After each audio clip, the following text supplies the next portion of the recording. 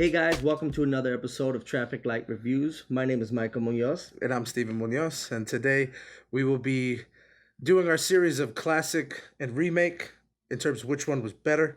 And for this series, we're opening it up with the movie It. Now, one might say this is a little unfair because the first It was a made-for-TV movie, and the remake of that It was made in the same length almost, because the made-for-TV movie was a two-night miniseries, so two-hour movies. So then they decided to turn it into two chapters for the remake, the theatrical release. And so the only difference in that is that now that you're in the theaters and you're a horror movie, you can do whatever you want. And so these movies, both of them got the R rating? Both. Well, the television version didn't get an R I mean rating. the movie. Movie got an R. Yo, definitely. Yeah. I didn't know if one of them got a PG-13. Full R. No But yeah, PG-13. so off the bat, there's a huge difference between the two of them, especially too in the dynamic with the kids and the dialogue. The dialogue definitely in the the theatrical release sticks more to the book, as kids that are tween, the 12, 13-year-old stage. They talk to each other a certain way. That I felt like in the original, it was just like a nice, good old town. The kids were very much proper still. Right. Well, it takes place in two different times. Yeah. The original the kids it takes place during the 50s. Yeah, technically. And in the theatrical release, the kids time takes place in the 80s. And I just feel that when it comes to what the movie was trying to make us feel towards those kids in the original, and then also with the remake, that there was a different dynamic in terms of everybody talks about making things darker or grittier. I just felt that with the kids, sometimes people say we're just friends because we all live in the same neighborhood and that's why we're friends. We just grew up together. We always played together. And that was the original It for me. Like, those kids just were in the same, neighborhood. And so with the remake, they decided to say, all right, these kids will be in the same neighborhood, but we're going to give them all some messed up backstories. They all had very individual backstories that led to their character development in such a way that I just think that there was so much more substance, a lot much more to dive into, to be interested towards. Maybe you didn't care about all the kids, or because, I don't know, for me, the original, the kids, I just didn't care for it all. Like, when they were kids, I cared more about Pennywise scaring the crap out of them. You know what I mean? Because right. Tim Curry, people talk about they don't want Betty White to die. I don't want Tim Curry to die, because Tim Curry's amazing. He's like who else could say that they did so many different types of roles? Well, maybe Gary Oldman. That's probably the only one that has gone all over the place and is good in every single thing that they do. And they bring about a performance that you never could see coming, especially with Tim Curry with a made-for-TV movie. I was scared of Pennywise growing up. I was scared of drains in the ground, like when you'd see the water go down, like that there was a freaking clown behind there. And that's what I think was the brilliance about the original It, was that they really focused on that more. Right. Or at least that's what it felt like to me. I really felt like Tim Curry stole the show. Absolutely. This wasn't a movie with all these other people. Definitely, it was Tim Curry's movie. Yeah. Just like when people talk about The Dark Knight with Heath Ledger's the Joker, I'm like, no, yeah, that was just movie should have just been called The Joker. Mm-hmm. Some people are just that great. Now with the remake, since you can do so much more, this special effects that they didn't have for the made-for-TV movie, you could tell the story a lot differently, and I feel like they decided to use all of that. They decided to really take advantage of as much as they could to really punch this story into your face, not just with Pennywise itself, because there are things that Pennywise does to the kids throughout the movie that sort of amplifies it a little bit more. I'm not going to say Rob Zombie amplifies it, but amplifies it to the point where you're not watching a made-for-TV movie anymore. You understand why this movie's rated R. Oh yeah. Like apparently the gory shot in that movie when they're in the bathroom and then all the blood comes out, there's a shot for shot comparison online. It's funny to see like the original is like a little bit of blood, and then the remake when she looks down the sink and then all this other blood comes out. It's like, yeah, because it's a movie. You can do that. You can do whatever you want.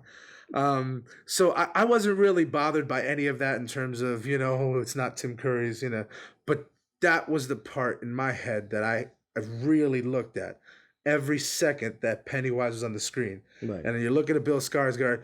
How is he going to make it his own? You know, Yeah. it's hard to live up to that. It is. It's hard It to is. top that. And I feel he did somewhat of a good job. You know what I mean? Like to make it his own. And I don't really think he copied anything from Tim Curry.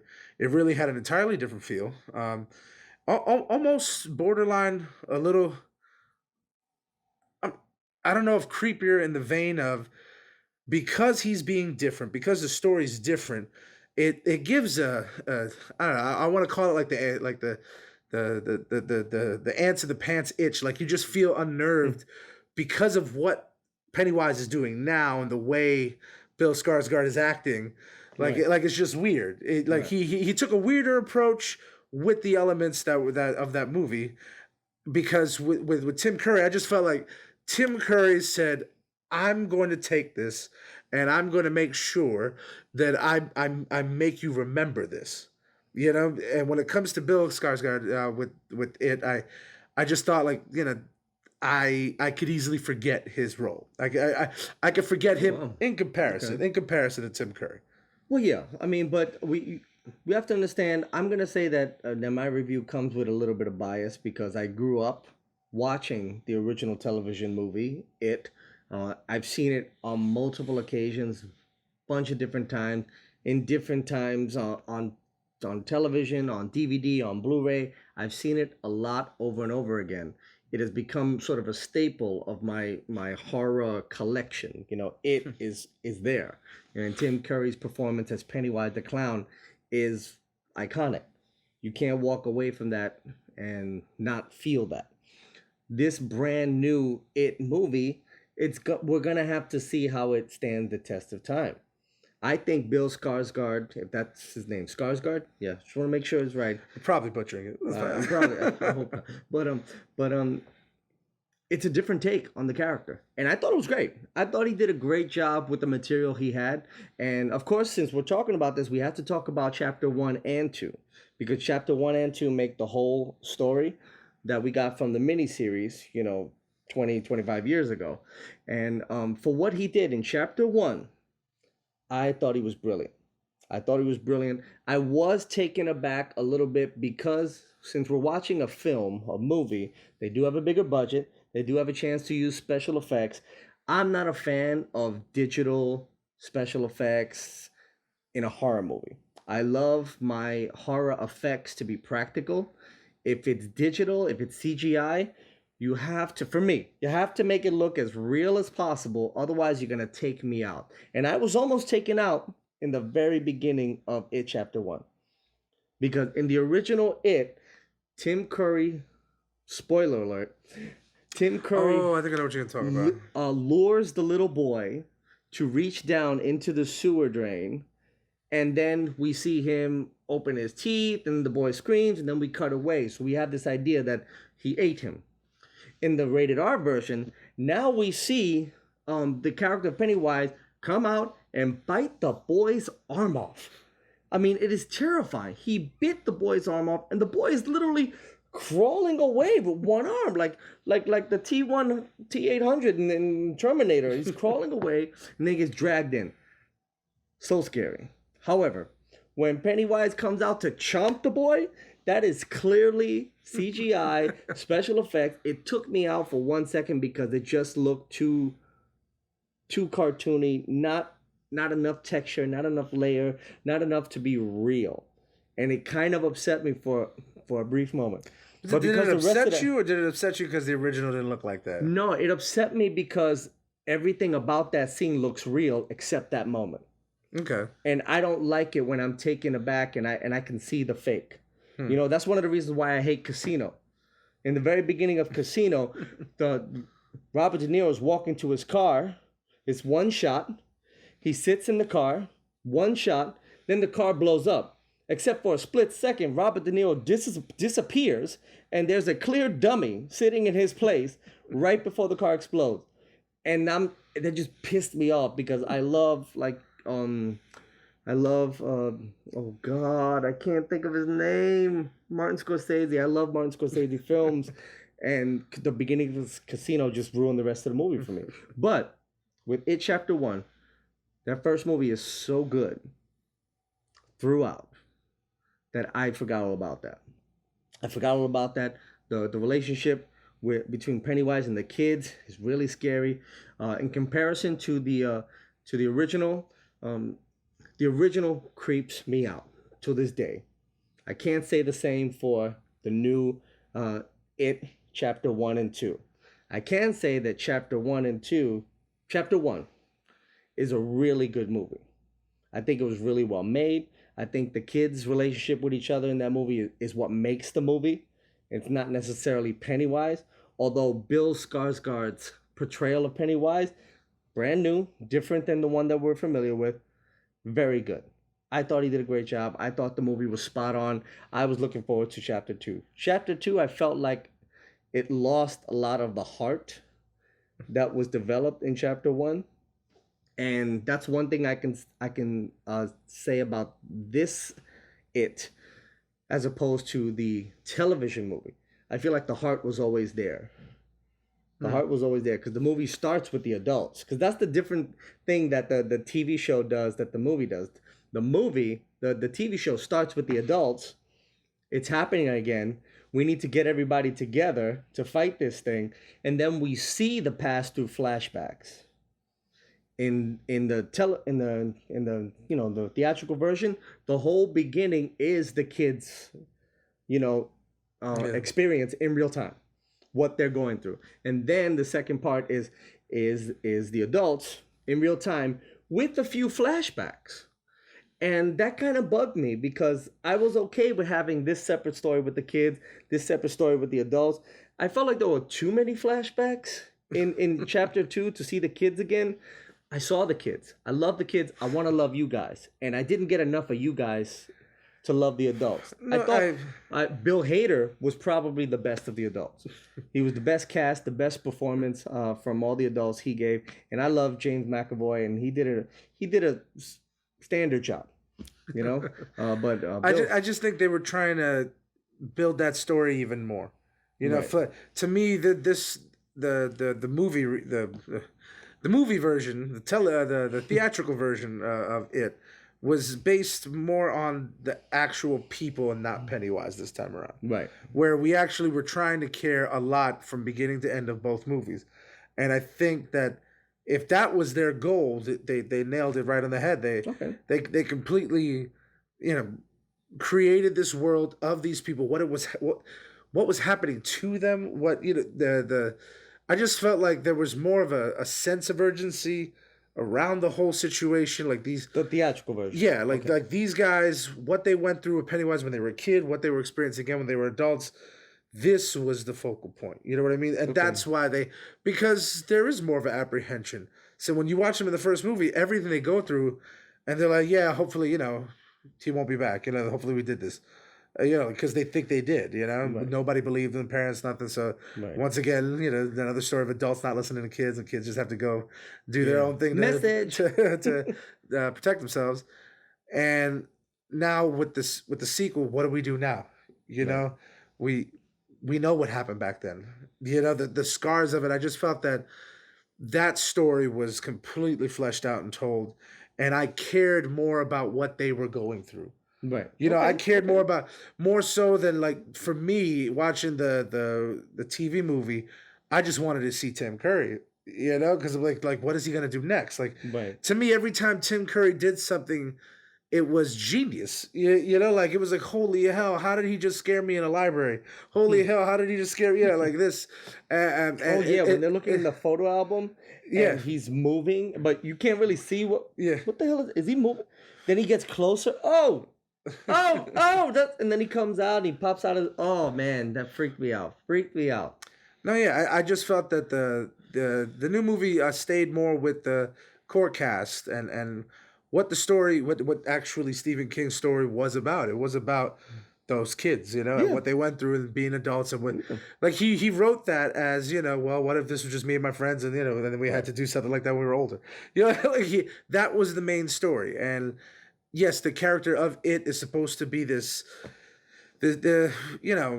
larger than life. We don't talk about Pennywise like we talk about, like, Jason, Freddy, all of those people. Like he didn't have 15 movies, No, that's like right. to keep him going. And that's a testament to the character. The fact Yes. that you can have one movie and be such an iconic figure that other horror icons had to go through like 7, 8 movies to get there, and you get there in one movie or one TV series. That's a very good point.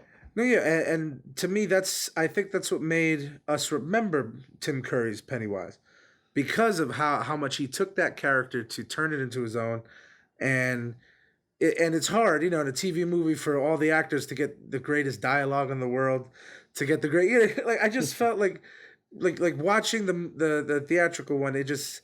Yeah, this is probably how this would go down. Even though it a lot more adult in the dialogue, so on and so forth.